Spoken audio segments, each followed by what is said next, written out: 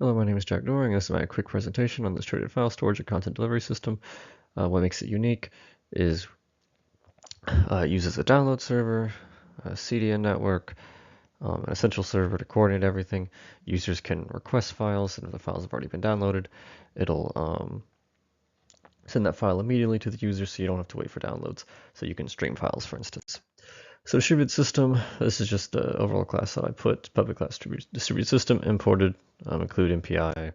MPI initialize, this is just to initialize the MPI system. MPI drive type, so if a user wants to send multiple links, they can send multiple links to the system. They don't have to send, you don't have to go MPI send, MPI send, MPI send for, if you're send like 3 links. That's what that derived data type is for. Just system shutdown, if you're going to shut it down, MPI finalize, system.exit. It's just kind of abstract, but you get the point. Central server 1, this is just central server class. So each class, each node, central server, CDN cluster, download server, and a user, they're all their own class. So in this system, this is to receive links from users. So it's going to receive links. You can look at the MPI receive statement. Receive requests from user. Again, receive requests from user. Different type of MPI receive. This time it's not using MPI link, which was the derived data type. This is going to be an MPI char. Send links to download server. Sends the links to the download server. So receives a link. Then this method is called, that link being passed, and it sends it to the download server for downloads. Send request to delete file. If a file has aged and it's not been accessed in a while, last modified time is kind of the abstract way of just showing that in the code, or in the syntax, or pseudocode, I should say. So that's what that's for. Send download request. If it receives a request, it's going to use an algorithm to find the best route between the user and the edge server being the CDN cluster.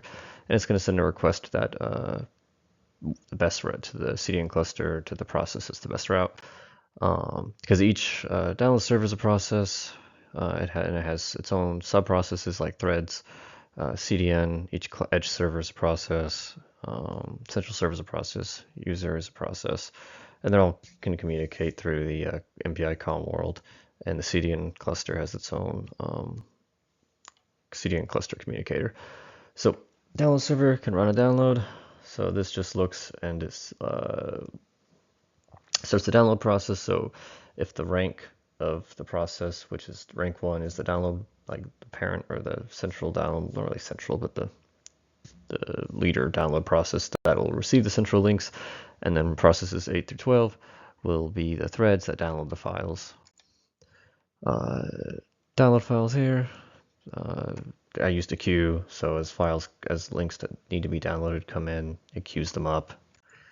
And then this would be an abstract way of downloading a file and then sending it to the CDN cluster. Receiving central links with MPI receive. Receive request to delete files using MPI receive. This would be coming in from the central, and then abstract file deletion. Send file to CDN cluster. So this is just sending that file to all the edge process files. I'm running way over time by 40 seconds. MPI. So anyways, we're using MPI PCAST to go to one-to-many. Send file to link central server. This is a user process sending a link they want to have downloaded. MPI send. MPI send again to send a request to the central server. This would be like, hey, I want a file, send it to me. Versus, hey, here's a link to file to download. Receive file from CDN. So if CDN is sending you a file, MPI receive. This is the CDN cluster, so receive file from download server. So this is running through the 4 edge servers, edge processes. So 3 through 4, and they're going to receive that file, and then abstract file distribution add it to their storage, their cache. Receive request deletion. This is a file needs to be deleted. MPI receive, and then abstract file deletion. Receive request to download file. Same thing here. MPI receive, going to receive a request, and then it's going to send that file to the user. Send file to user. MPI send. It's going to send that to the user. Okay, so that's the run through the code a little bit over time.